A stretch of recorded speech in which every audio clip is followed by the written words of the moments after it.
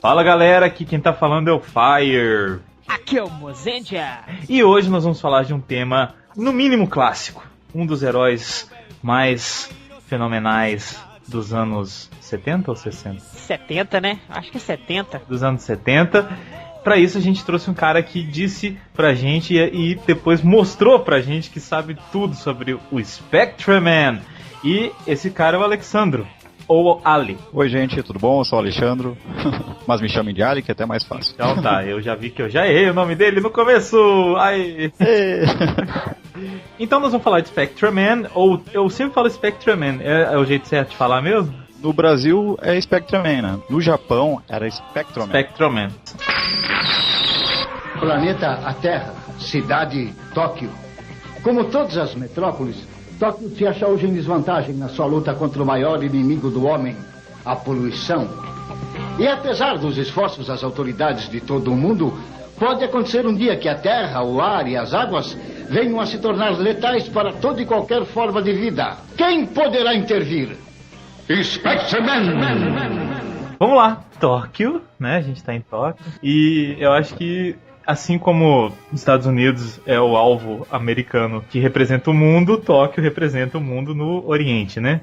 Eu já falei isso em outros podcasts, que todas as desgraças do Japão acontecem em Tóquio, assim como todas as desgraças dos Estados Unidos acontecem ou em Nova York ou em Los Angeles. Outra cidade. Los Angeles. Tá. Isso. Então são as duas metrópoles de desgraça nos Estados Unidos. No Brasil é o Rio de Janeiro, né? E no Japão é Tóquio. Cara, eu nunca vi uma ilha ter tanto problema. Cara, essa ilha deve ter um alvo gigante, assim. Os alienígenas devem olhar lá de cima do planeta Terra e eles veem um alvo. Eles devem ter construído a cidade de Tóquio e o Japão inteiro em cima de um grande aeroporto de naves extraterrestres, né? É impressionante, cara. Tipo, o Jetman vai lá atacar. Aí, de repente, qualquer império galáctico que ataca é sempre no Japão, é sempre em Tóquio. Exatamente. Então pra gente começar a falar sobre Spectreman, né? Afinal de contas. Tem aquela introdução mágica que todo mundo deve se lembrar. Roda. E tem a versão original, parecida, Ali. Na versão original é a mesma narração, só que o que mudava era a música de abertura, que era muito militar, na verdade. Uhum. Mas essa abertura era padrão em todos os episódios também, até no Japão. E depois, quando ela foi passada para os Estados Unidos, né, eles utilizaram a mesma sintonia, assim, só que mudaram com a outra abertura, né? Uma música de rock que era mais marcante, que até hoje quem assistiu o episódio lembrava daquela música de rock que era maneira. Assim.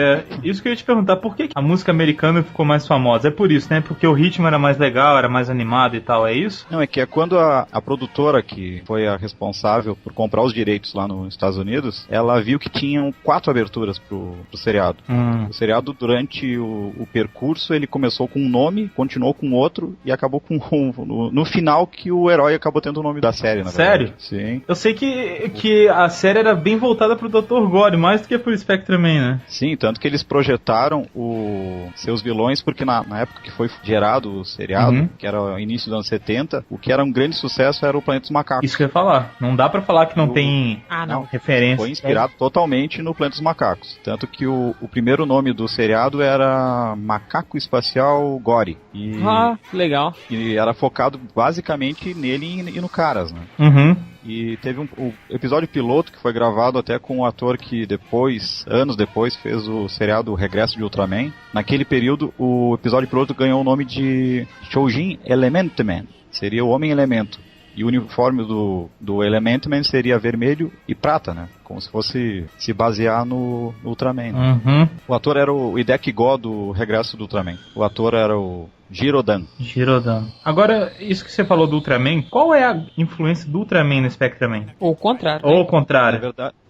Na verdade, a produtora P-Production, muita gente brinca de plágio production, o Tomio Sajizu, que foi o responsável por criar o seriado, ele queria fazer algo que concorresse com o Ultraman naquela época, porque o Ultraman era de 66, logo depois surgiu o Ultra Seven, e eles queriam fazer um seriado para tentar competir. Aí eles fizeram algo baseado, fizeram alguns testes, fizeram um piloto, né?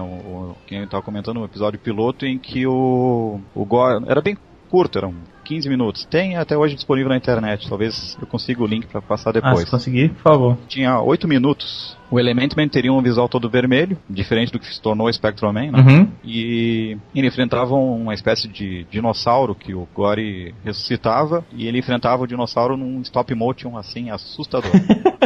Parecia um papelão tendo um ataque de Parkinson, sabe? Bem devagar e o herói derrotando. É porque isso depois melhorou um pouco, porque na série não é tão agressivo assim, né? Eu acho até bem feitinho pra época.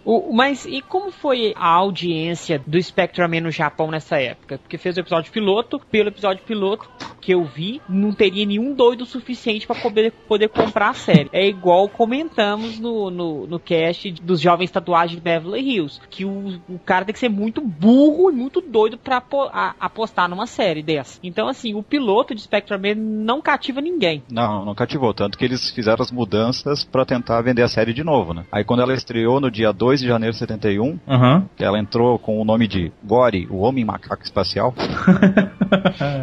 Eles fizeram bem às pressas os primeiros episódios. Até o episódio 3 eles recalchutaram uniformes e fantasias do episódio piloto ainda. Foi daí que veio o uniforme dourado? Assim, dourado não, sim, né? Sim, dourado. Daí eles resolveram reaproveitar algumas coisas, tipo, se tu notar a abertura do seriado antigo, aparecia uma espécie de lagarto, de dinossauro gigante, assim, em stop motion, que era do episódio piloto. Até hoje a abertura tem isso. Pois é, mas é só na abertura ou ela chega a aparecer em algum lugar? Não, só usaram na abertura. Estranho, né? Mas então, assim, qual que é a história do Spectrum-Man, então? Bom, o Spectrum-Man, ele era uma espécie de... Como é que eu posso explicar? Assim, era uma espécie de soldado... espacial. Um soldado espacial cibernético que controlava o setor do espaço. Ele era o avô do Charivan. Por aí, é. Ele fazia parte de um grupo de vigilantes espaciais que ficavam na nebulosa M71. Famosa. Não confundo com Nebula M78. A gente já vê que no primeiro episódio parece que os amigos dele, os colegas dele de trabalho com o policial não conhecem ele, certo? Certo. Mas eles já chegam fazendo uma amizade. Não, quem que é esse cara novato? Ele é gente boa. Ele sumiu do nada. Assim, ele chegou bem malandrilson, né? Ele já entrava lá no grupo anti-poluição, sentando, chamando o chefe de chefe e comentando que vai acontecer alguma coisa, que precisava levar eles junto pro cais, que ia acontecer alguma coisa lá, e o pessoal, quem é esse cara? O impressionante é que a galera falou, quem é esse cara? E falou, beleza, vamos lá. E vamos lá. Aí o chefe Kurata aceitou, deu carona pro cara, e ele olhando pro relógio, vai acontecer alguma coisa daqui a pouco, nós temos que ir correndo. Aí parece que foi feito assim às pressas mesmo. Vamos fazer uma série e a gente tenta consertar depois. Mas a parte boa é que, como o ator era cativante, ele era um ator muito cativante. Já no começo tu já se sentia com vontade de assistir, sim, né? Com certeza. E eu dei uma dica pro pessoal aqui, que é o seguinte, se você tiver oportunidade de assistir a série legendada, não assista. Não assista dublada, porque a dublagem do SBT é magnífica. Gente, tem nomes ali de, tipo, o Seu Madruga, teve... Seu Barriga também. Teve o Carlos Saido. E o mais interessante é as gírias que são colocadas, que são interessantes. Tá um fedor danado aqui. Esse negócio bem assim... brasileiro, né? É. Tarde demais para isso. Não se ensinam coisas novas a um macaco velho. Só fazendo um adendo, porque você imagina, os caras são um negócio de segurança ambiental, não sei o que, proteção e tudo mais.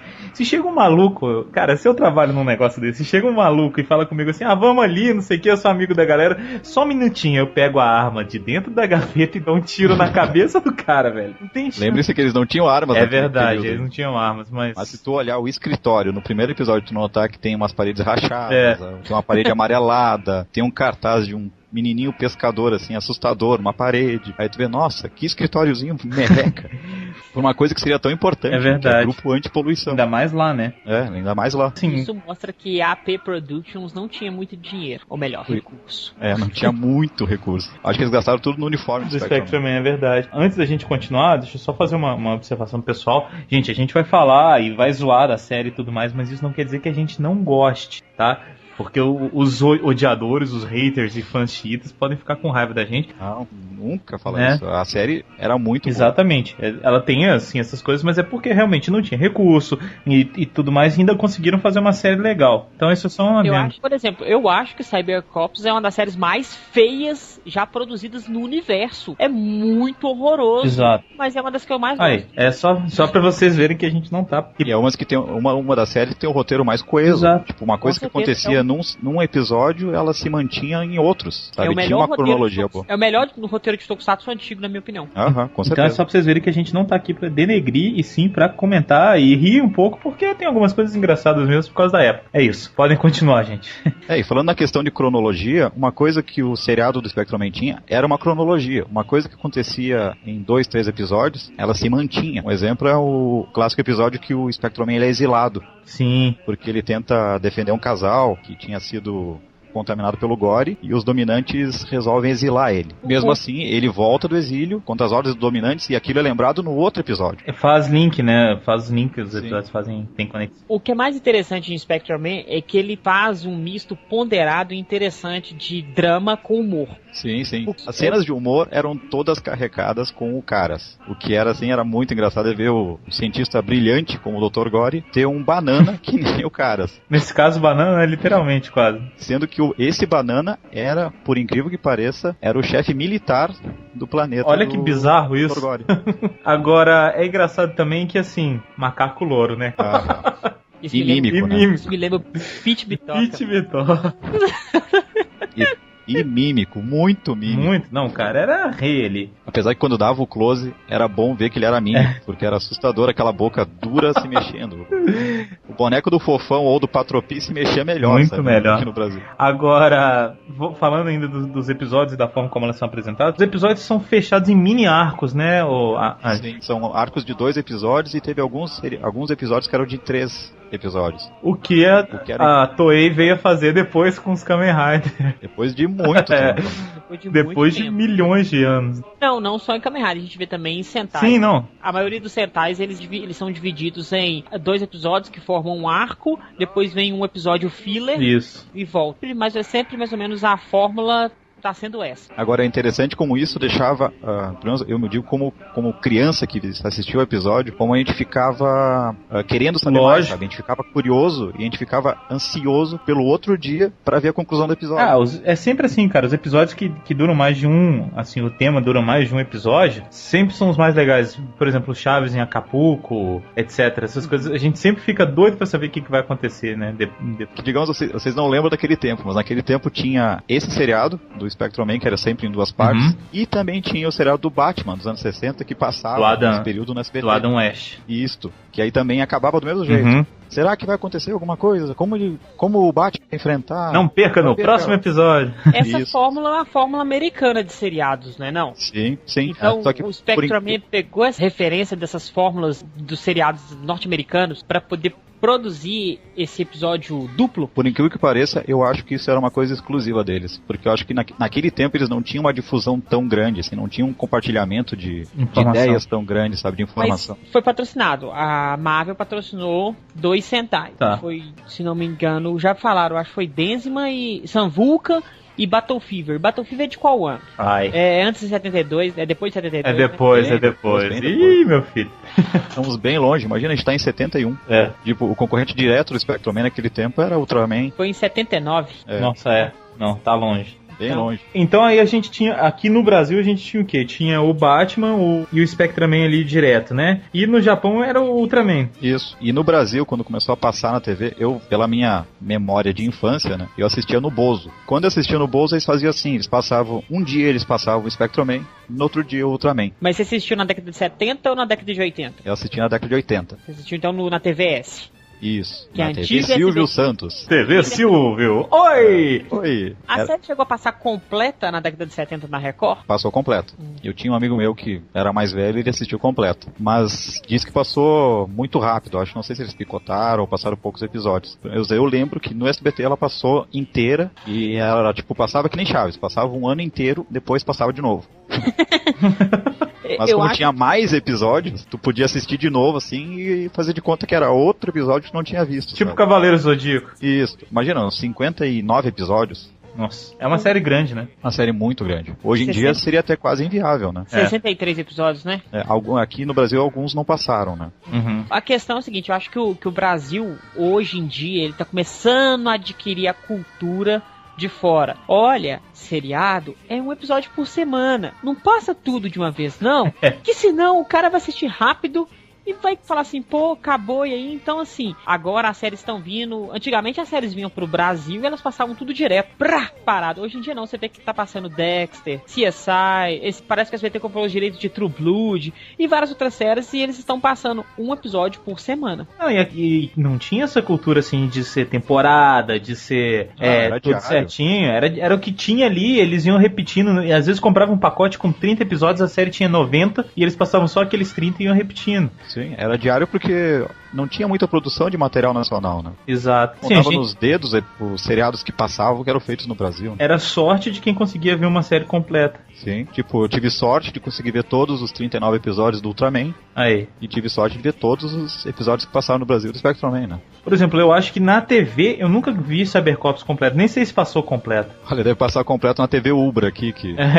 passa eu acredito, eu não sei, eu posso estar errado, mas eu acho que o último episódio já foi dublado, mas não chegou a passar. De Cybercops. Isso, porque quando eu assisti ele em DVD, eu assustei, porque eu não lembrava dele, não lembrava de jeito nenhum. O que aconteceu? Porque eu acho que tinha essa ideia também assim, vamos repetir tudo. Aí depois que a gente repetir 3 vezes, a gente lança o último episódio. O cara fala, nossa, o último episódio. Aí você fala, e antes, cabe nesse Igual o Black, que o último episódio não passou. Isso foi muita sacanagem. Aê, viúvas do Black, agora vocês me amam, né? Eu sou uma das viúvas do Black, hein? Olha aí, perigo, hein? Viu? Vou te dar um Rider Kick daqui a pouco. Ou um golpe louva-a-Deus. Golpe louva-a-Deus. A gente descobriu que o Lepos é super viúva do Black. Eu sou super viúva do Black. Eu tenho o boneco dele aqui. Tô aguardando chegar o boneco do Shadow Moon, que eu encomendei também. Olha aí. E a gente pode até conversar sobre Black, que eu posso dar uma boa ajuda. Não, obrigado. Chega de Black. Tarde demais para isso. Não se ensinam coisas novas a um macaco velho. Mas, bom... voltando ao Spectreman. Então a gente tinha lá, passou na TV, e aí tinha o formato dos arcos fechados em alguns episódios. Eram sempre 2 ou chegava a ter 3 episódios? Fugia disso. Eu não lembro direito.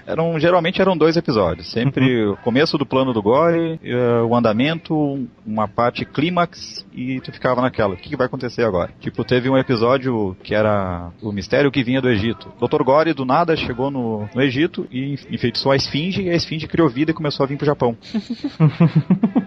Aí do nada a Esfinge começou a voar do Japão no Sim, Japão, eu lembro disso. Começou a virar um monstro. Do nada, mas é muito do nada. Do nada. Aí o Spectreman começou a enfrentar ele, aí de repente ela virou uma aranha, sabe? Tipo, uma Esfinge aranha. Aí imobilizou o Spectreman e aí não sabia o que ia acontecer, né? Tinha que ficar aguardando outro episódio. Eu já tinha visto alguma coisa de Spectreman, mas muito pouco. E aí eu peguei pra ver a série depois, agora pra gravar o cast. Por ser de uma outra época e tudo mais, ela tem um ritmo um pouco mais lento. Mas eu não acho a série caída nesse sentido. Eu acho que ela tem sempre alguma coisa legal a acrescentar. Quando ela não tá na cena de ação, ela tá numa cena do cara planejando alguma coisa, ou tem a cena de emoção, ou tem uma cena de comédia. Então, assim, eu achei que a série ia ser bem mais caída, bem mais lenta do que eu esperava. Eu tive uma surpresa agradável nesse sentido. Uma coisa que eu achava muito interessante é que o Spectreman, ele não era tipo o herói que só seguia as ordens. Ele era um robô que ele seguia as ordens dos dominantes. Só que às vezes ele não aceitava as ordens dos dominantes. Exato. Muitas vezes ele ficava contra eles. Tipo, ele queria se transformar, os dominantes não deixavam. Aí ele, eu vou me transformar, preciso me transformar. Ele dava um jeito de convencer e fazer o que ele achava melhor e não o que os dominantes achavam melhor. Isso é uma coisa que eu achava legal. Ele era um herói rebelde, sabe? Isso. Eu achei assim, eu revi o Spectreman e eu achei ele super cansativo. É uma série boa, uma série com a carga dramática muito grande, com um roteiro muito bom depois do episódio 6, 7, porque no início é um pouco puxado, mas é pesado e cansativo para você assistir, porque são efeitos muito antigos mesmo. Você é viúva da série. Não, mas é porque é uma cheira a ser cult. Então, assim, se você não tá acostumado, se você não consegue, olha, vamos separar isso aqui, isso vou tentar assistir só o roteiro. Você não vai aguentar. Se você for um cara que tá vidrado nas produções com super efeitos especiais, esquece, você não vai conseguir assistir Spectrum Man. Um pouco que deixa cansativo é que, assim, pegando a qualidade dos episódios que a gente consegue assistir hoje em dia, né? Eles eram ripados de VHS, né? Eles eram um pouco mais escuros. Isso já cansa. Isso já cansa, né? De repente, assistindo com uma qualidade boa e tal, dá um ritmo ainda melhor. Remasterizado, que aí tu possa ver bem certinho os fios de nylon entre o Spectrum Man voando, assim. Acho que, olhando bem com calma, assim, acho que vale a pena assistir, sabe? Tipo, tem episódios muito bons, por exemplo, vocês lembram do episódio do Jaspion que tinha o monstro que era um monstro amigável? Namagaderaço. Isso. Namagaderaço. No Spectrum Man tinha um episódio que era um amigo Paragiro, que é o episódio 40-41, Sim. Que o Gory cria um monstro que virou um monstro pacato, sabe? Chamado Macanuron. E que o gurizinho faz amizade com ele usando uma flauta, um pedaço de folha como se fosse uma gaita. E ele acaba ajudando, né? E ele vira amigo desse menininho e depois acaba ajudando o Spectrum Man e se sacrifica, sabe? É um episódio muito legal. É bem Namagaderaço mesmo.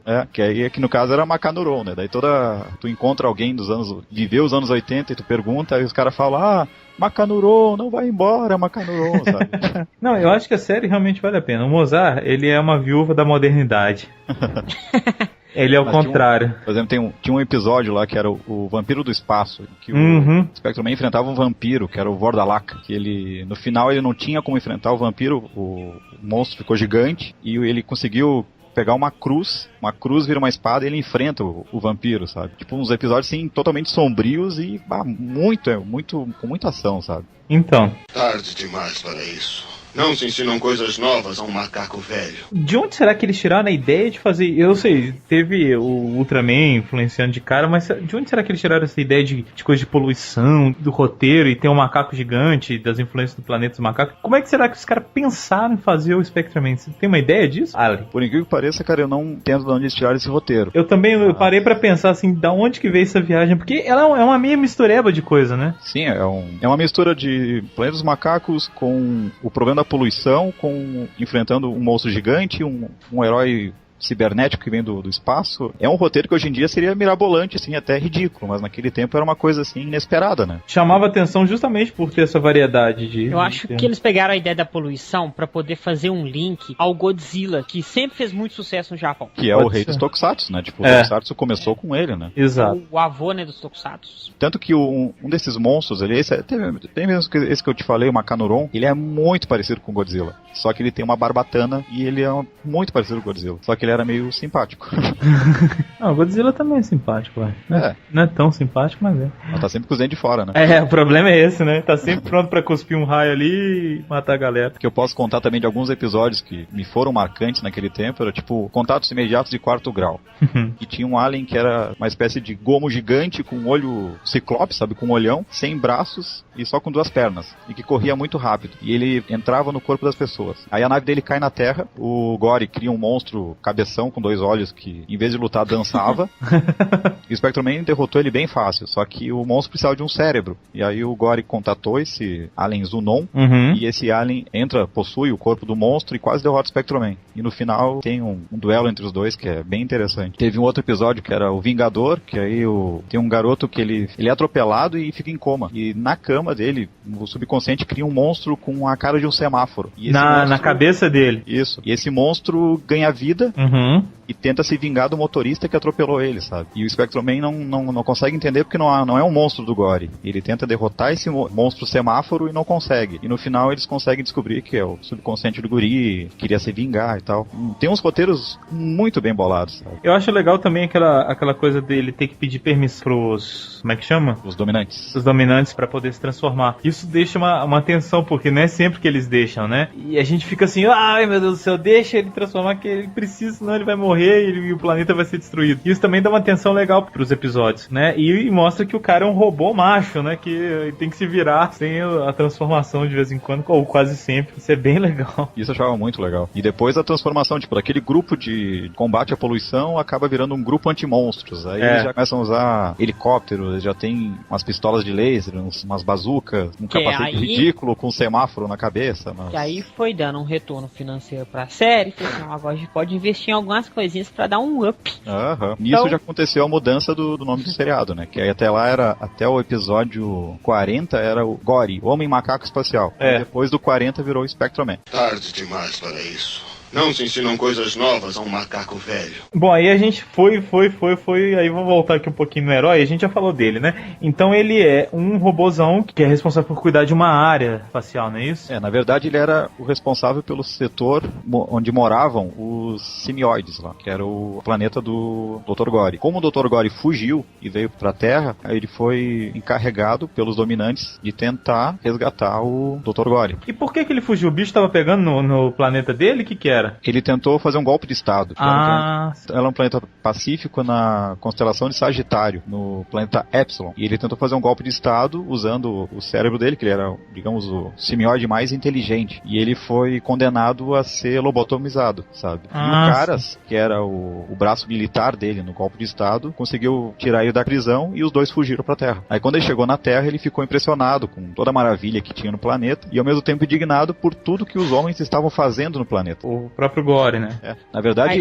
ele é um vilão não sendo vilão, porque o que ele queria fazer? Ele queria eliminar os humanos pra manter o planeta do jeito que tá. Na verdade, o objetivo dele era a conquista. A conquista e tomar posse do planeta, mas ao mesmo tempo cuidar do planeta. Por isso que ele utilizava a base de tudo que o homem fazia para criar os monstros, sabe? O mais interessante é que o nosso herói na Terra, ele era um disfarce, né? Sim.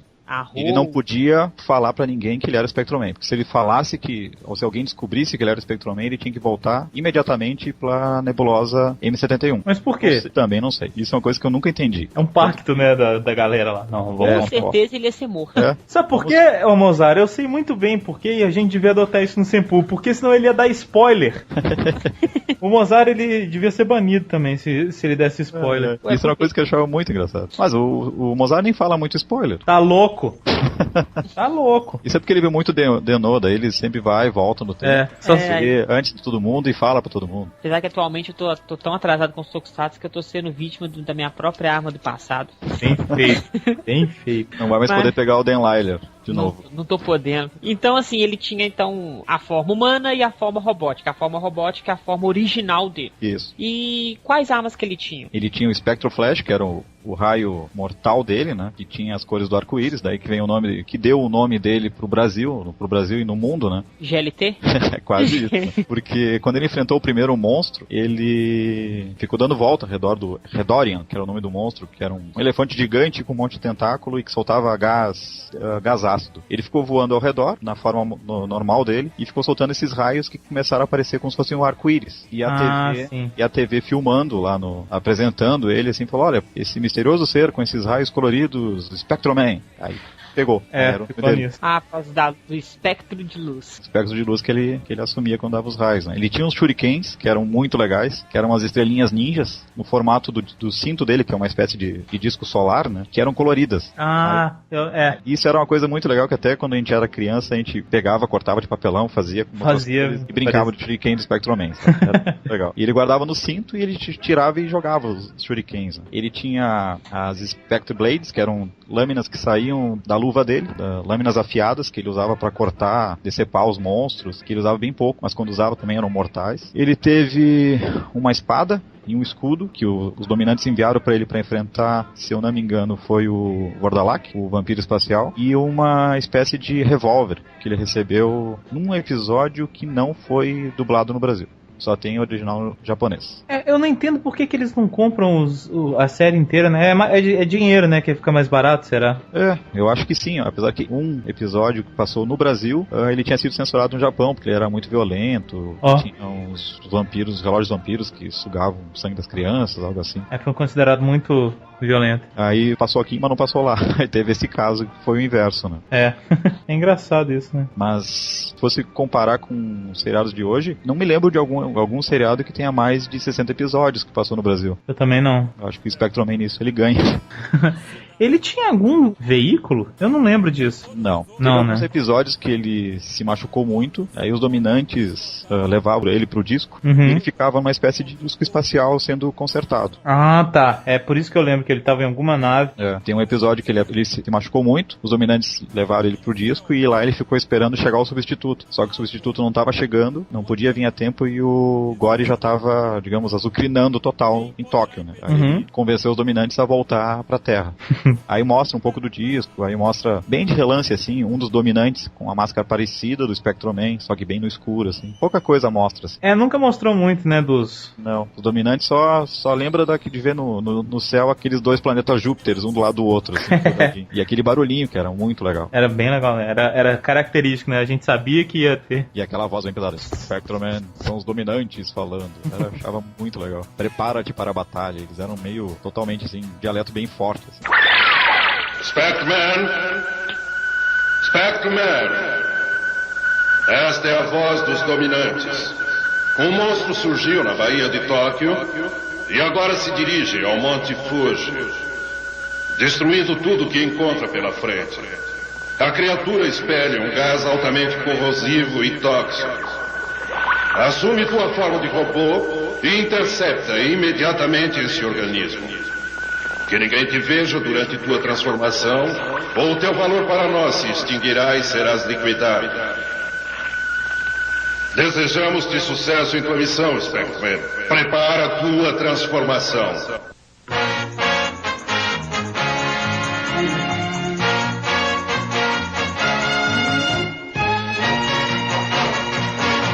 Parecia coisa meio divindade, assim, né? Tarde demais para isso. Não se ensinam coisas novas a um macaco velho. Bom, aí a gente pode até falar dos aliados. Tem os dominantes que, na verdade, eles não são nem aliados, né? São os patrões. São os chefões, né? São os que mandam, né? Eles que estão no comando ali. Eles que decidem a hora que ele transforma, decidem pra onde que ele vai, se ele pode ficar no planeta ou não. Por exemplo, no último episódio que ele enfrenta o Dr. Gory, ele se machuca tão fortemente que ele não poderia mais voltar à forma humana, né? E ele dá uma lembrança pros amigos deles, do grupo anti-monstros, e ele entregou uma espécie de colar pra uma criança que tinha o símbolo do solzinho, né? Sim. Que era o cinto dele, né?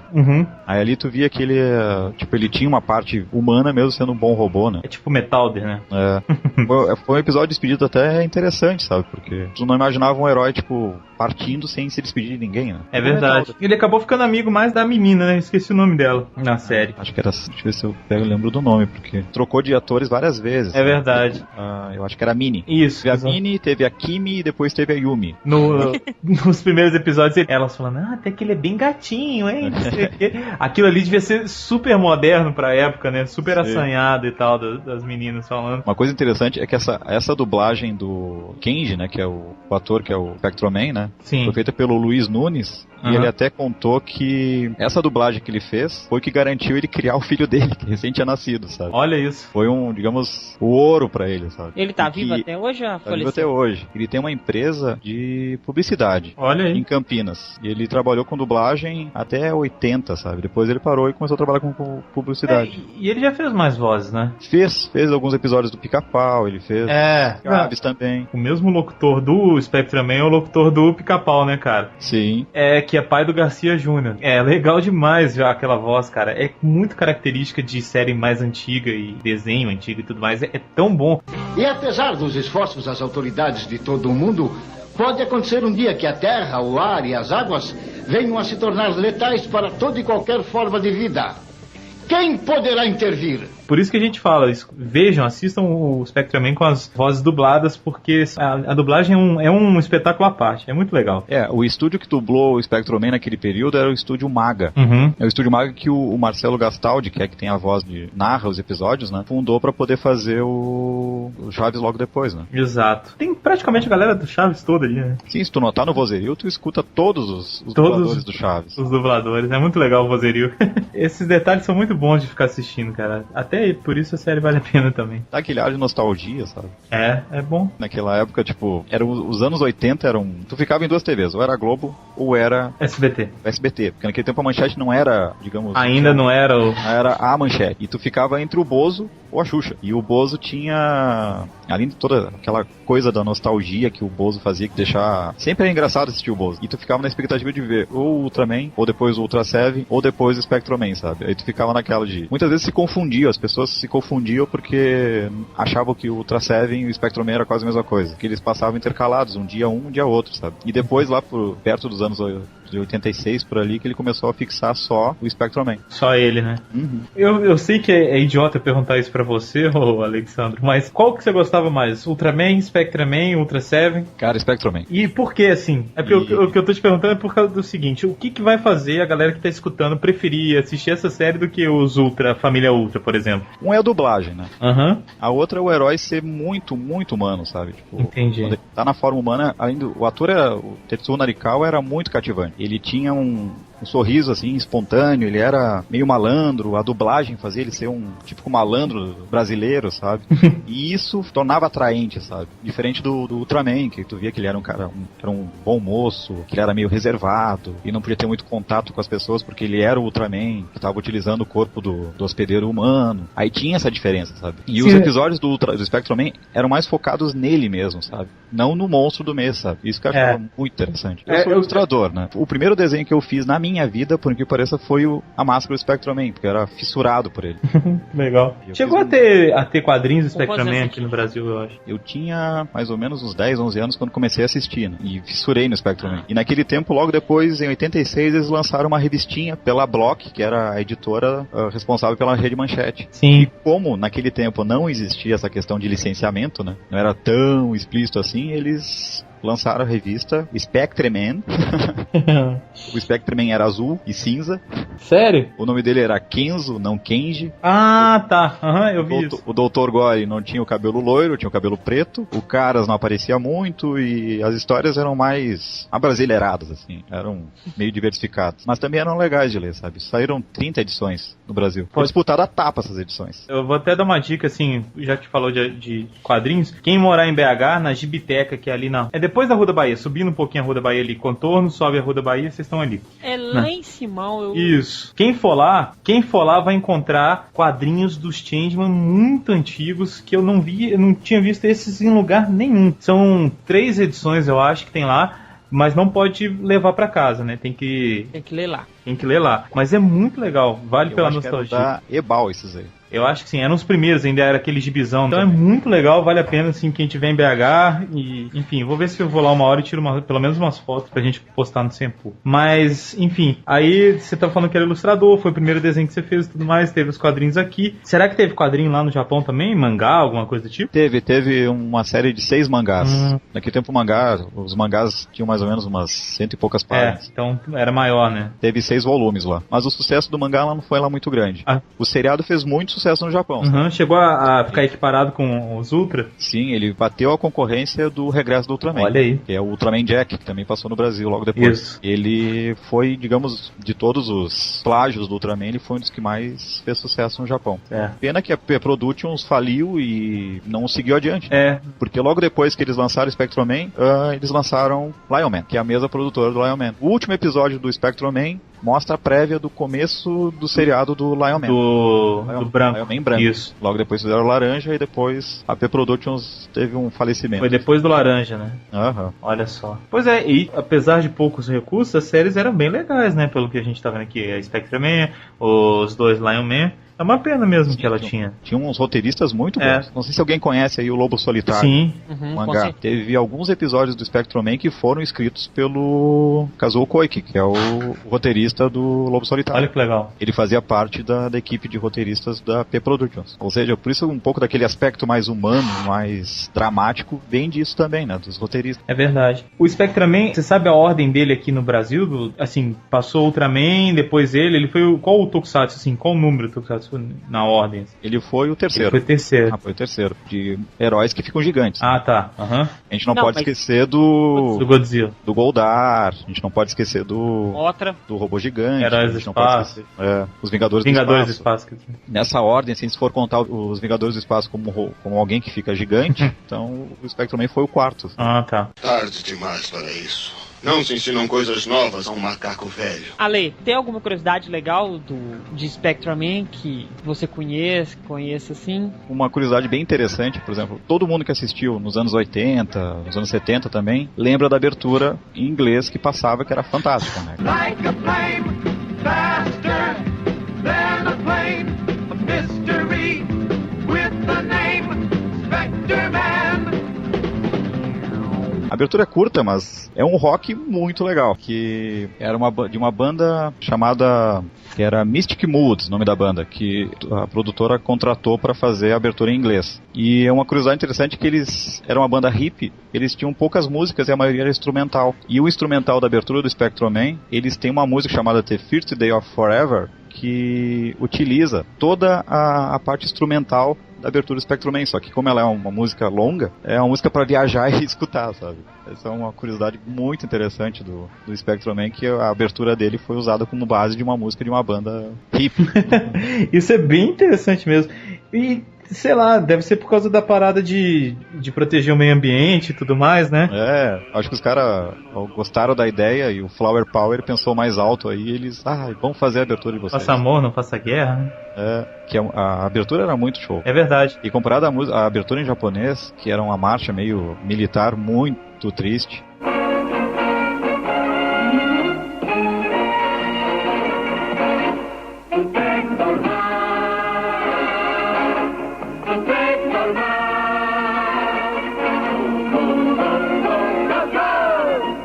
Eu vou falar a verdade, eu nem conheço a abertura japonesa, pra você ter uma ideia. Eu tenho os episódios que eu consegui aqui com base em Laserdiscs, né, que aí o pessoal colocou a dublagem em português. A abertura é terrível. É ruim? É sofrível. Nossa. Parece uma música de marcha. Assim. Ah, tá. Bem estilo antigão, assim, japonês mesmo. E eu posso também dar um pouquinho da letra da abertura em inglês, né? Que era Spectreman, Spectreman. Ouça um relâmpago como uma chama, mais rápido que um avião, um mistério com um nome, Spectreman. Poder que vem a partir do espaço. Ele vai salvar a raça humana. Sim, eles nunca vão conhecer seu rosto. Spectreman. Nós nunca saberemos a fonte do seu poder e da sua força. Como ele orienta o curso desse planeta. Spectreman, Spectreman, Spectreman. Muito bom. Se tu botar isso no contexto da música de rock, claro. Ficou muito legal. Dá um poder pra música, né? Ô Mozart, foi você que um dia tava na praça e apareceu um cara tocando essa música no violão? Pô, legal. Qual? Do Spectreman, a abertura. Vocês gostam disso aqui? Eu vou tocar aí pra vocês. Ah, tá, foi sim. Foi na Praça da Liberdade. Pô, legal. Do nada o cara chegou e começou a tocar o tema do Spectreman.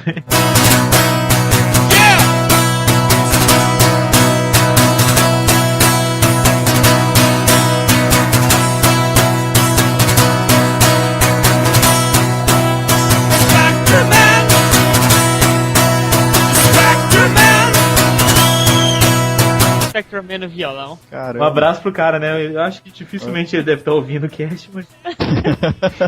Que isso, sou ele, é nosso fã. Outra curiosidade também é esse piloto de 8 minutos, né? Que tinha o ator Girodan, que fez o Hideki Go no seriado Regresso do Ultraman, e que nesse piloto ele enfrentava, ele era o Elemento Man e enfrentava o maligno Caras, ou Ra no original. Não tinha o Dr. Gore. Não tinha?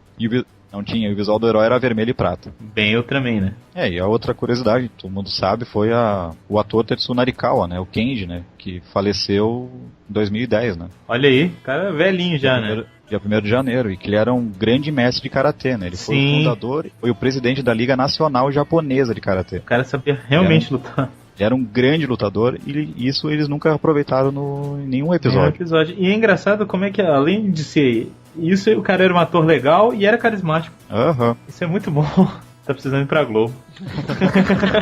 Vamos fazer um minuto de silêncio pelo Narikawa. Que vamos lá. Deve ter um ano já. Já faz um ano. Já faz um ano então, já. Minuto de silêncio. Foi você que fez uma arte, não foi? Em homenagem a ele? Fiz uma arte em homenagem a ele e até, digamos, fiquei emocionado aquela vez, porque logo depois que eu soube da morte dele, eu resolvi assistir os episódios, né? E assistindo os episódios, eu assisti o último episódio, que ele enfrentava o Gore fez um monstro que tinha o mesmo tempo de reflexo do Spectreman. E eles lutam, e nesse último reflexo ele consegue ser um pouquinho mais rápido e ele destrói o monstro. Só que ao mesmo tempo ele fica muito avariado. Aí ele só podia se transformar em humano mais uma vez. A última vez, né? A última vez. É. Aí nessa última vez, ele resolve se despedir dos amigos. E tem uma cena que ele tá se despedindo e ele se olha, ele olha o reflexo dele no espelho, no espelho não, num lago, e se despede. Tipo, adeus quem? Adeus forma humana, né? E quando eu vi aquilo, foi no dia que ele morreu, né? Eu fiquei emocionado, disse, putz, olha, o cara tá se despedindo ali, sabe? Aí fiquei meio até emocionado, assim, até minha esposa ficou, nossa, porque ele ficou triste, foi por causa disso. Puck manda pra gente, eu acho que se eu não tiver ainda, eu vou te pedir pra você me mandar. Mando sim, com certeza. Pra gente colocar pro pessoal ver, pra quem não sabe, porque eu acho que foi a gente até publicou no Sempu na época. Sim, vocês publicaram, até achei bem legal. Utilizado o desenho como homenagem pra ele. Claro. Outra curiosidade, mas não é bem uma curiosidade, é que todo mundo sabe que tem as vozes e tudo mais, né? E a voz do Sr. Gore, do Dr. Gore, é do Sr. Madruga. Isso todo mundo sabe, eu sei. Mas que, cara, eu ficava esperando a hora dele falar algum bordão do Sr. Madruga, cara. É muito legal ouvir a voz dele falando. E, sei lá, daqui a pouco ele fala, tinha que ser o Caras mesmo. Não, mas muitas vezes tu escutava ele falando, não sei por que eu conto com você, Caras. Ele ficava... bem aquele jeitão que ele fala com Chaves, né? Às vezes, só que ele falava com uma espécie de eco, isso. Né? A dublagem dava um eco nele. Era o Seu Madruga, mas não era o Seu Madruga. Ale, me responde um negócio. Por que eles repetem aquele meu objetivo é a conquista no final? Meu objetivo é a conquista! Meu objetivo é a conquista!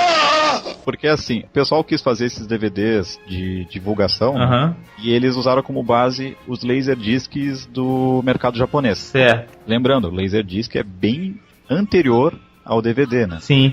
Era tipo uns mini bolachão de disco que tu colocava numa espécie de aparelho leitor de DVD. Era um mini DVD, né? Tipo isso. Não, era um Big DVD. Na verdade um Big, tá certo. E esse episódio final, ele teve alguns minutos a mais do que o original do Brasil. No Brasil foi picotado algumas coisas. Agora entendi. Então essa parte que ele tá falando e tu tá assistindo e tu não entende porque ele tá falando e não tem voz.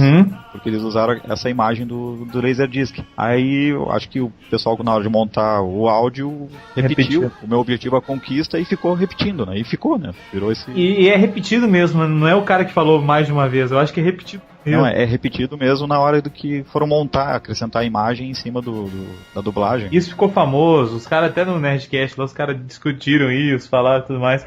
Mas é muito bom. Não dá pra ouvir a palavra conquista e não falar a frase, né? Não, virou um meme, até no trabalho. Outro dia lá, o meu objetivo nisso aqui, eu cheguei, não, teu objetivo nisso aí é a conquista. Né? Conquista! A conquista! A gente conquista! Sempre a conquista. Mas esse episódio final, em especial, tem um diálogo muito bom mesmo, que é o diálogo do Dr. Gore assumindo que ele não ia mudar, que bem nunca é lembrado e que o mal é sempre lembrado. E que ele não poderia se regenerar de uma hora para outra. Isso. Acho legal que eles na dublagem brasileira até brincaram, né? Não se ensina truques novos a um macaco velho. Quando o Spectrum-Man pede se poderia ajudar todo mundo aqui e tal. Foi a melhor expressão com o cara, mas... Aquilo eu achei fantástico, assim, é tarde demais, não se ensinam truques novos para um macaco velho. Esse cuidado do pessoal da dublagem, né? Muito legal. É por isso que eu falei, se tiver a oportunidade de assistir em inglês, não assista. Assistir em japonês, não assista. Assista em português dublado. Chega uma hora, dependendo dos episódios, e principalmente nessa parte final, a gente começa quase a torcer pro Dr. Gore, vocês não acham isso? Muitas vezes. Eu acho ele muito legal, muito mesmo. Teve algumas vezes que tu ficava com raiva assistindo. Sim. Tu teve um episódio, A Terrível Transformação. O episódio 11 ou 12, se não me engano. Que ele pega um motorista de caminhão, de lixo, e transforma num monstro. Esse episódio, assim, marcou a minha infância, sabe? Porque eu ficava assustado com aquilo. Porque era uma pessoa inocente que o Gore transformou num monstro. E o monstro tinha que comer lixo. Aí ele ficava comendo lixo e ficava crescendo. E o filho dele acabou descobrindo que ele virou um monstro. Ele até pede pro Spectrum-Man assim, me mate, eu não aguento mais. E o Spectrum-Man não queria fazer isso. É uma trama séria, né? Uma trama séria, assim. Aí ele pega uma escavadeira de lixo no cais e enfia na barriga dele e se mata. Olha isso, bicho. Se suicida, assim, na frente do Spectrum-Man e na frente do próprio filho. Né? Olha que pesado. Tipo, o episódio de hoje em dia, tu não consegue pensar em assistir, não consegue pensar num roteiro desses nos Tokusatsu hoje em dia. Não, de jeito nenhum. Olha isso, não sabia disso. Eu não lembro disso dessa... O episódio 11 e 12, se não me engano. Era muito bom esse episódio. E tinha uns mais bizarros, tipo um monstro bicéfalo, que ele enfrenta um rato voador gigante com 2 cabeças. Ah, merda. Tu vê o monstro, tu pensa, que coisa ridícula é essa, né? Como é que inventa um monstro assim, né? Tem um episódio que o Spectrum-Man fica cego. Ah, esse eu lembro. Aprender a lutar. Que ele tem que lutar seguindo sentidos e tudo mais. Isso, esse eu acho muito legal. Tipo, teve esse episódio que eu falei do Egito, a ameaça do Antigo Egito, o Spectrum-Man, a Esfinge. A Esfinge que vira monstro. Tem um episódio muito interessante que é a Pedra Lunar, que mostra os astronautas japoneses trazendo uma pedra da Lua, que na verdade era um ovo. E vem um monstro enfrentar o Spectrum-Man, mas na verdade não veio enfrentar o Spectrum-Man, ele veio só pegar o ovo dele. Olha e no final se descobre. Tem uns episódios muito interessantes. Não, o pessoal tem que assistir a série mesmo. Eu recomendo, assim, não como fã, assim, mas como alguém que aprecia um bom Tokusatsu, tem alguns episódios muito bons pra assistir. É uma série que vale a pena ver. Tarde demais para isso. Não se ensinam coisas novas a um macaco velho. E aproveitando que a gente tá falando que tem que assistir a série, a gente não pode deixar de comentar que... Deixa o Ale dar a notícia. Fala aí, Ale. Eu entrei em contato com uma produtora que recentemente trouxe a novidade, a Masterpiece HD. Conversei com o Sérgio Arns, que é o diretor de publicidade lá. E eles vão lançar em dezembro, em 10 DVDs, toda a série remasterizada do Spectrum. Olha isso, música de glória e alegria, por favor, editora.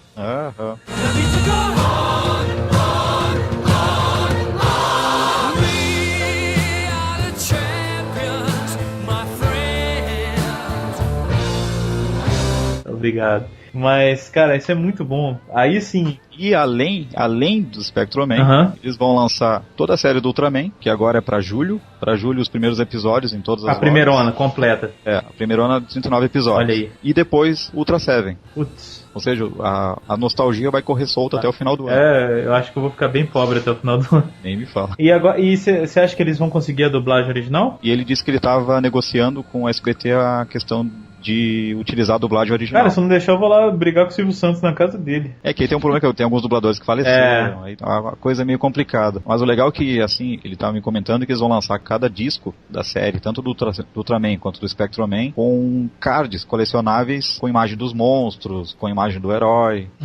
Tá. Aí quando sair o box, vai sair o box mais 50 cards, tanto do Spectrum-Man quanto do Ultraman e do Ultra Seven. Tem imagem de alguma coisa disso? Eu tenho dos lançamentos, acho que eu envio pra vocês colocam no link. Tá ótimo. Foi tipo uma notícia assim que caiu muito bem com o cast que a gente ia gravar. Exato, a gente só tá gravando por causa disso. Até parece. Mas pra quem não sabe, a gente tá numa novela pra gravar esse cast, já deve ter quase uns 3, 4 meses, eu acho, ou até mais, né? Por aí, uns 4 meses. Mas finalmente conseguimos. Ele saiu mais cedo que o Super Sentai Parte 2. Isso também é uma prova de que a gente agrada gregos e troianos. Pra todo mundo que é fã nostálgico de Tokusatsu, não reclamar que a gente só faz cast de Toku novo. Então, é mais uma prova disso. Senpu agrada todo mundo que gosta de Tokusatsu, menos as viúvas do Black.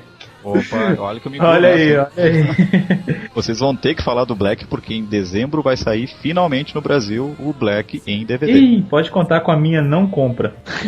Já vi dublado, já vi legendado, já vi o último episódio. Muito obrigado. A gente tem... Golpe louvadeiro! A gente já tem o nosso próprio Black aqui, que é o Wagner.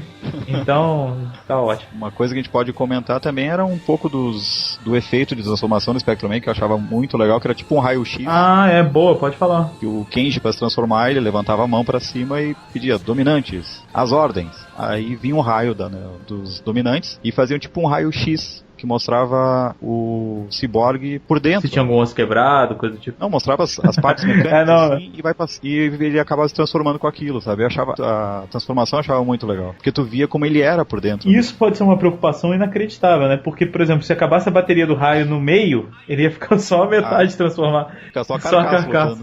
Não, mas era bem legal, sim. Ainda mais pra época. Tu vê como é que o cara funcionava e era um robô, né? Porque a gente vai esquecendo que ele é um robô durante a série. E aí mostrava o raio-x lá e mostrava achava que por dentro ele é um robozão e tal. E o visual da máscara era muito legal. O rosto dele tinha um visual muito legal. Até hoje, se for ver, é atual. É verdade. Não é defasado. Comparado ao Lion Man que saiu depois. Olha, não fala de Lion Man. Lion Man é pecado. Parecia um bicho pelúcia. Não, para com isso. É pecado falar de Lion Man. Não falamos não.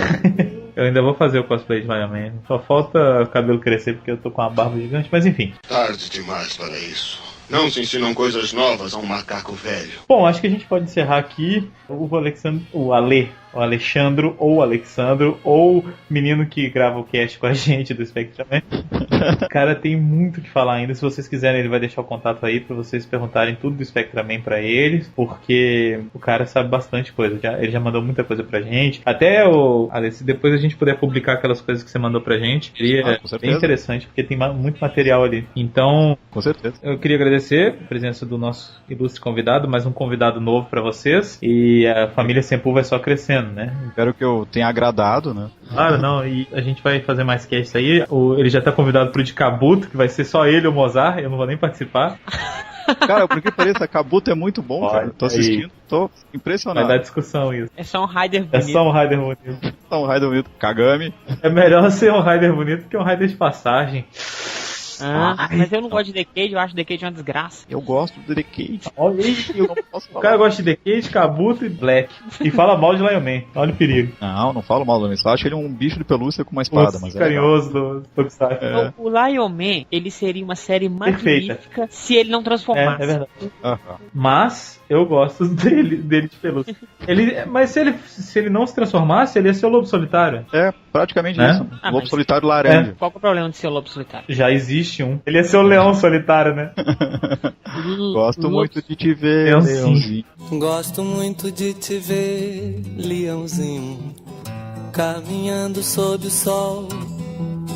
Gosto muito de você, Leãozinho. Bom, Mozart agradece ao nosso querido convidado. Muito obrigado, Ale. E desculpa essa novela que virou a sua participação, mas depois da demora, tá aí gravado e registrado a sua participação no Sempocast. E, Ale, pode falar o que quiser, deixa contato, enfim. Obrigado, gente. Eu agradeço a oportunidade de participar do Sempocast. Eu adoro escutar o podcast de vocês. Tá sempre no meu fone de ouvido ou no meu iPod, quando eu tô querendo ou trabalhar ou qualquer outra coisa, quero dar mais relaxado e escuto. Boa. Escuto e reescuto e me sinto honrado de participar do programa de vocês. E fico à disposição para qualquer outro cast que eu queira participar. Eu posso indicar meu site para quem quiser ver alguns desenhos. Tem alguns desenhos de Tokusatsu, que é alexandrolima.com.br, e lá também tem o contato. Quem quiser conversar ou quer fazer alguma pergunta sobre qualquer coisa, seja sobre ilustrações ou sobre Tokusatsu, eu fico à disposição. O cara, quando ele tem domínio próprio, o cara é abonado. Fala aí, Mozart. O cara tem a grana. Vamos chamar ele pra ser patrocinador do Senpu.